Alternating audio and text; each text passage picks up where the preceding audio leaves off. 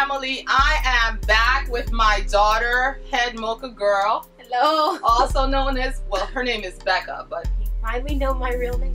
Yes. She's Head Mocha Girl. But I wanted to continue the conversation we've been having about Shea Moisture, specifically because of a comment left by Heather Fitzpatrick on my channel on the bottom of the last video. You can go ahead and read that comment for yourself, but the heart of it is basically, as a white woman, she's just really wanting to know why we can't find commonality about this.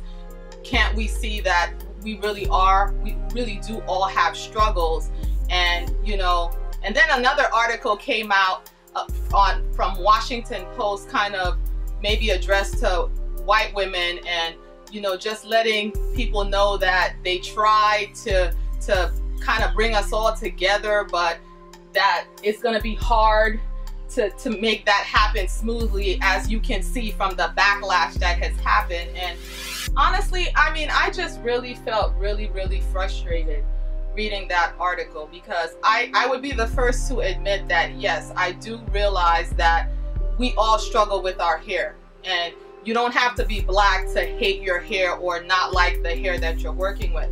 But I think my frustration comes in with the belief that I don't think our struggle is quite the same. And I'm offended that we're being seen as angry and not wanting to go with the flow and not wanting to open our arms wide and sing kumbaya and be happy and let's all just get along and color doesn't matter and all this other stuff. I'm of the belief that we are having different struggles, we are different, and it's okay. And I feel like change comes when we understand and embrace and are at peace with each other's differences. And so I just think the struggle is a little bit different. So I wanted to bring Head Mocha Girl on here just to give a practical example of one way that the struggle has been different for us, to kind of shed understanding about where people may be coming from. And if you look in the info box down below, I have linked other videos of other black women sharing their reaction to the Shea Moisture commercial and why they're having a problem with it. And I would just encourage you to check those videos out with an open mind, to try to kind of understand where people are coming from.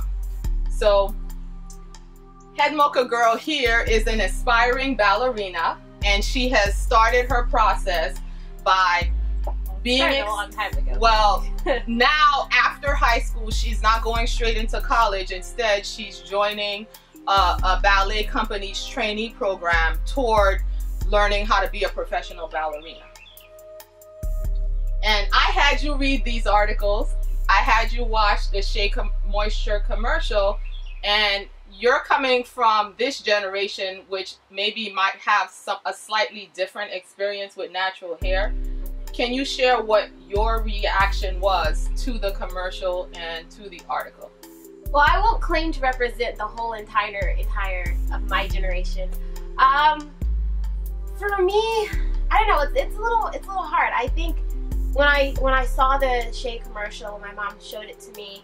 I already knew about, like, she told me about the buzz and the argument and like everything that was going on around it. So I don't know if I maybe would have formed more of an opinion if I had just kind of stumbled upon it myself. But having seen it, I mean, I think I can understand where people are coming from. I think on both sides. I'm not sure how much of an opinion I have at this point, to be honest. I mean, like, I can understand why people will be mad about, you know, how Shea Moisture, since it's always been kind of focused, you know, they've always like kind of focused their products for black people, and how, you know, black people felt maybe a little bit belittled by the commercial. I know for me, one problem that I have is you have a commercial where they're talking about hair hate, and the level of hair hate, I just felt like it was different from how I would define hair hate. Like, for me, it's like I'm not having a bad hair day. You know, I feel like my struggle is not about having a bad hair day or not liking the way my hair behaves so much as being in a situation where I wanted and needed my hair to behave a certain way because that's been the standard and that's been the expectation, and experiencing hate and frustration because the struggle is real to make my hair do those things. And I wanted to bring you here to share one of your experiences because I feel like professional ballet and even the dance world kind of presents a dilemma to someone whose hair naturally grows up and out and doesn't want to lay flat and smooth and be sleek. I feel like the struggle is real, like when you're trying to create a ballet bun or whatever. I feel like the struggle is real when you're trying to make that your professional reality. Well, I'm gonna say I don't think hair hate. I think that's more relative. Like, I mean, for you, you might feel like it's more based off of trying to force your hair into something that it doesn't naturally want to do. But I think there are a lot of people who do feel like, who struggle with disliking their hair because of what it is and not necessarily what they're. You know what I'm saying? Yeah, I know, but I mean, but do you see that there is a struggle on both sides? But can you really say the struggle is the same, and is that where our commonality should be? I mean, I feel like there's room for there to be more commonality, and I feel like there's room for there. A bee. There's a bee. Okay. The bee won't let us be great. I feel like there's room for there to be more commonality, but I don't know that that's where the commonality is, if you understand what I'm saying. I feel like Black women are trying to reveal their struggle and share their struggle so that there'll be more of consideration made for us, because I feel like in certain situations we're not always considered. Like, I mean, I really thought about this. Is it that I want everyone to love my hair and accept my hair and celebrate my hair? I feel like at this point in my hair journey, I've gotten to the place where I'm satisfied with loving and accepting and celebrating it myself. However, I still think it's necessary for me to be considered, because when I'm not considered, I'm pushed into a struggle that I shouldn't have to deal with, you know. And I think, like, for you, like, you shared one experience that you had where you were in a circle of dancers and you guys were going to have a performance, right? A couple of hours before the performance, there was, of all things, a pool party. Now, how does that inform your experience differently with someone who has hair that the minute water is involved, the minute moisture is involved, any kind of slick and smooth situation is compromised if your hair is natural, right? How does that make your struggle different from someone who maybe doesn't have that struggle? Maybe when their hair gets wet, it becomes sleek, or maybe the time it takes for them to turn around to create the slick bun that they're gonna need for the performance is a lot less involved than what it would take for you to do it. Do you see where I'm coming from? What do you think about that? Do you see that there's somewhat of a disparity? Yes, I do. You seem like maybe you don't. Maybe you don't. Maybe it's not a big deal for you. I don't want to. If I want to say what I actually think, because I know a lot of people are gonna get really mad at me. Say what you. I actually want you to say what you actually think in the video. So I don't know. I understand the struggle. I do feel like there are worse things to be really upset about. I don't know, I don't think people are necessarily overreacting, but it's just, for me, it's not something that, I don't know if it's because I always grew up being sort of, for the most part, or at least for the past, you know, I don't know, almost 10 years, I've kind of grown up being the minority, being the only Black girl, like, just having to deal with, you know, Black girl problems, as far as hair, when it comes to dance, like, by myself. So, I mean, that's what I'm used to. So, but the very fact that you have Black girl problems That's the struggle we're trying to bring to light. The fact that you have black girl problem. I mean, it's not a problem. What does your black, quote unquote, problem, what does your black girl problem look like? Oh, for dance? Yeah, like for dance. Like, what's your black girl problem? That was just one thing, like, some of the girls at my recital were joking about last year, because it was like the three of us, and two of the girls had perms, and then I had my hair out like in like a bun, not like in braids or anything. And so we were all like walking around with like head ties on to keep our hair, to keep our buns like smooth and everything. And we're just, you know. So yeah, it's just like, I remember, like, now it's no big deal to you, but I remember as a little girl. Even at that time though, even at the time of the recital, I was like terrified to walk around in a head tie. With your scarf on your, with your scarf I was like, this is gonna head. look so bad. And then I saw like 3 other people were doing it too, so I was like, okay, I got this. But what would your dilemma have been? Now you've only done classical ballet at a recital for the most part. But if you were doing ballet, you were doing jazz, you were doing tap, you were doing lyrical, as a lot of people do who take dance, they take multiple different styles of dance.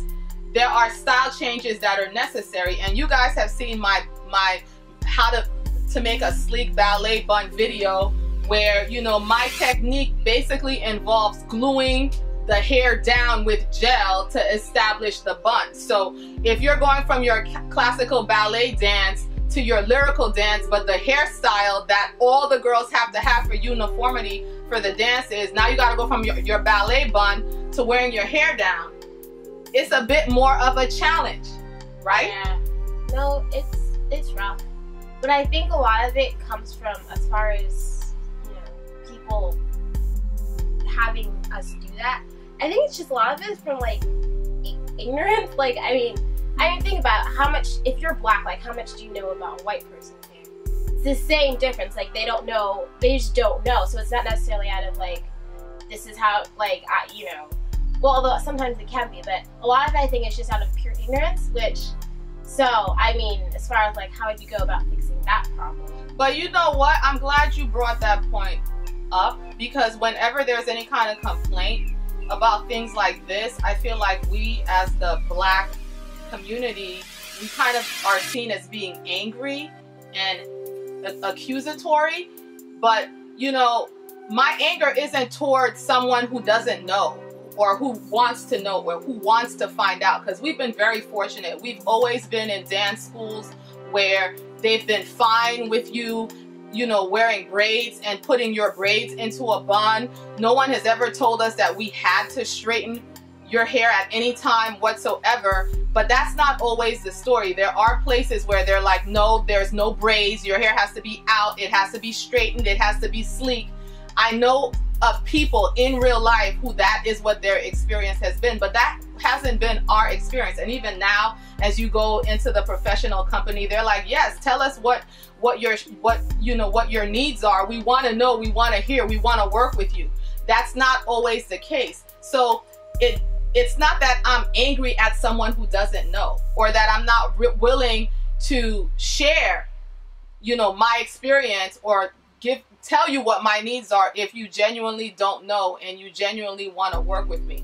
My frustration is more so with not even considering that there could be an issue, and I'm out here doing my best, and to be reprimanded when my best, I'm not able to maintain something because of something that's out of my control if I'm trying to keep my hair natural, and feeling the pressure that I might want to put a chemical on my hair in order to meet the standards that are expected of me. And many women feel that they have to do that in order to meet those standards. I think that's changed a lot. I think that's changing a lot. And I think that the backlash that Shea Moisture is experiencing is because maybe people are outraged that I thought we got beyond this.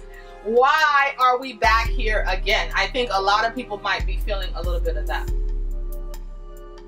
But as a mom sending you off into the ballet world, you know, I've actually had thoughts, and I'm amazed talking to you now, because I thought you were struggling a lot more with this than you are. Because I've wondered, okay, how is she gonna manage her hair? What is she going to do? would it be easier for her just to have a chemical in her hair so that her hair is straight? Thought that. I've thought that. Never thought that. I've thought that. I've never said that. I've never said that, but I've thought that. I've wondered that. You know, am I holding her back? Should I just, is she trying to keep her hair natural for me and everything I've raised you to know, to do, and to believe? Is she just trying to do it for me? Should I just tell her, go ahead and get a relaxer because your life will be easier? You'll be spending a whole lot more money, you know, and it'll be that much harder to go find a hairdresser that'll do a good job with your hair with a chemical in it where you're going. But is it easier for me to just let you do that than to keep trying to be the only one and to keep having to always struggle? I have thought that. And what I'm saying is that that is part of my struggle that I don't think is the same as the struggle of someone that's just saying, oh, I don't know what to do with my hair today. I don't like the color of my hair. You see, I just don't think it has quite the same impact. I feel like it's at the core of me having to change who I am for reasons other than I just don't like it. I just don't want it. You know? The situation has made me like it. The situation has made me not want it. I just don't feel like the struggle is the same. I know people are dying other places. People are starving. People need, you know, more important things than this particular issue. But since we're talking about this issue, you know, I'm not minimizing other more important things. I'm just trying to have a conversation about this issue. You know, that's where I'm coming from. And I wonder if it's not as big of a huge life-changing thing for you because you've grown in a home where you were always taught that your hair is beautiful, that your hair is not a problem. This is how we work with your hair. I think someone like you going into that situation may be different from someone who's been taught that we were cursed. I mean, I've heard this by an older generation. In my mother's generation has said to me, you know, God blessed us in a lot of other ways, but when it comes to our hair, we were cursed to have this hair. You know, when you come from that frame of reference and you're trying to bring yourself to appreciate and enjoy what you're working with, I just think it's just a different struggle. I really think it's a different struggle. Sorry, I mean, I feel so impassioned. This isn't anger. This isn't anger. This is, you know, I built my channel around helping people to just understand how to work, how we can work with our own hair without it being a problem for us. That was really what made me start all of this from the beginning. Because for a lot of us, it started off as being a problem. You know, now what, 8 years later or however many years it's been, things are a lot different than they were. And I think sometimes it can be hard for people to remember where it all started. I mean, I went natural in 1994 before the internet was what it is now. I used to walk around with a book, a book by Lanice Brittenham Bonner with some pictures of natural hair in it as a source of encouragement to myself. You know, times have changed a lot, but I just really feel like the conversation isn't over. And I feel like the response to everything that's going on with Shea Moisture just demonstrates that we just need to hear each other more, and we just need to understand where we're coming from more. Did I shout down? Do you feel like your story had your experience has been shut down by the passion of that's coming out of me or whatever? I mean, I just like, I don't know, it's weird. I just don't feel what you feel about this. Like, I don't. What do you feel? I don't feel really much of anything. Like, okay, I understand like the commercial may have been offensive, but I don't see like all of the, I don't know, like, I just don't see, I don't relate to like the passionate like anger and how could they, and like look at all we've been through and which is, it's important, it's all important. And I mean it's hard sometimes, you know, being a dancer and trying to care for my hair, like it's a pain. And I get it. But at the same time, it's like, I don't get it. I just don't, like, I mean, like, I understand, but as far as the commercial, it just didn't really, I don't know, hurt me or, like, annoy me or bug me the way I think it did a lot of people. So, I mean, like my mom, you see, she's very passionate and very, like, opinionated about this, and I'm just like, okay, sure, that's fine. But it's like, for me, it's like, whatever, like, I'm just gonna keep being me. And yeah, I mean, that, and also, like, as far as, like, you know, not being accepted, you know, by other people and having to conform, it's like, what are you gonna do about it, though? Like, I mean, we can sit around here and, like, yell at each other about, like, this is how it should be, but it's like, what's gonna actually bring a change, and how much can you actually change another person? You know what I'm saying?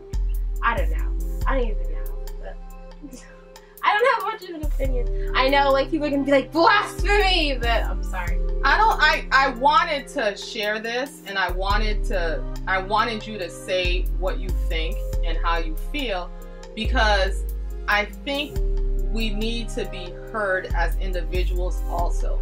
I think it's tragic how we're always lumped all into one. I mean, is there any other race where what one person does informs everyone? You know what I'm saying? Like, you know, I'm glad that you're sharing what your experience is, because even in the same house, we can, the way we're experiencing this situation can be completely different. But we both agree that, you know,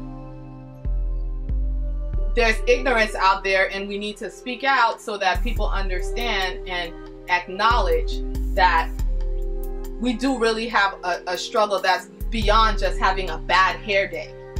You know, I kind of wish I could have seen the commercial. I kind of wish I had just stumbled upon it without knowing about the controversy, because to see kind of what more, like, maybe then I would have been like, well, that's a little bit strange, you know. But kind of knowing what, you know, the controversy was, and, you know, I was kind of looking for something, and whereas I think if I had just kind of stumbled upon it, maybe my reaction would be a little bit different. I couldn't see myself getting really, really angry over it, but maybe I would have been like, well, it's a little bit off there, you know, if I had seen it, just kind of stumbled upon it, and then, but...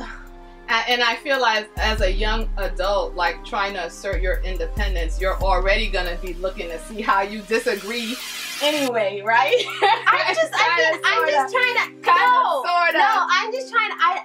this has been, like, on my heart a lot recently this year, is, like, not forming opinions based off of, like, not necessarily, well, I guess it kind of is trying to disagree with people, just to not, like, immediately form my opinion based off of, well, this person said it, so it must be true, but rather kind of hearing everyone's opinions and then, like, coming to something based off of that. Which is, like, it's really hard to do that, but I don't know.